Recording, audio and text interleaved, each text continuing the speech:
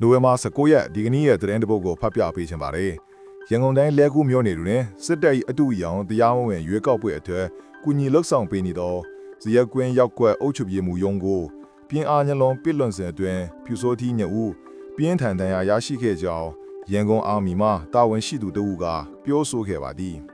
။နိုဝင်ဘာလ18ရက်နေ့ညနေ6:10မိနစ်ခန့်လဲကူးမြို့နယ်ဇရက်ကွင်းရောက်ကွက်ရှိစစ်တပ်၏အတူအယောင်တရားမဝင်ရွေးကောက်ပွဲအတွက်ကူညီလှုပ်ဆောင်ပေးနေသောအုပ်ချုပ်ရေးမှူးရုံးတွင်ပြူစောတိများစုဝေးနေစဉ်တော်လိုင်း၏တပ်များကပြင်းအားနှလုံးဖြင့်ပြစ်လွတ်ထေကြောင်းသိရသည်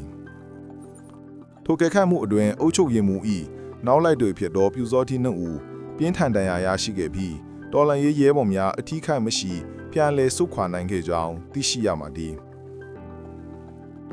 အယုံကအုပ်ကြီးနဲ့နောက်လိုက်တွေကပြည်သူကိုရွေးကောက်ပွဲနဲ့ပတ်သက်ပြီးဖိအားမှုလုပ်တယ်။မဲဆွယ်ခွဲတိုင်းမတက်ညင်အနိုင်ကျင့်တာတွေလုပ်တယ်။စစ်မှုထမ်းကြီးလည်းလားစင်မထဲဝင်ရကောက်တာတွေလုပ်ဆောင်တယ်။သူကိုယ်တိုင်လည်းလူငယ်တွေကိုဖြန်ပေးဆွဲပြီးတောက်စားတဲ့ကိစ္စတွေလည်းလုပ်တယ်။သူတို့ကိုတီတီရောက်ရောက်ဖောက်ခွဲခဲ့ပါတယ်။ပြူနှကောင်ကတော့လွန်းထွက်သွားပြီးဂျန်တဲ့ကောင်တွေခွေးပေးပေးကြရဟု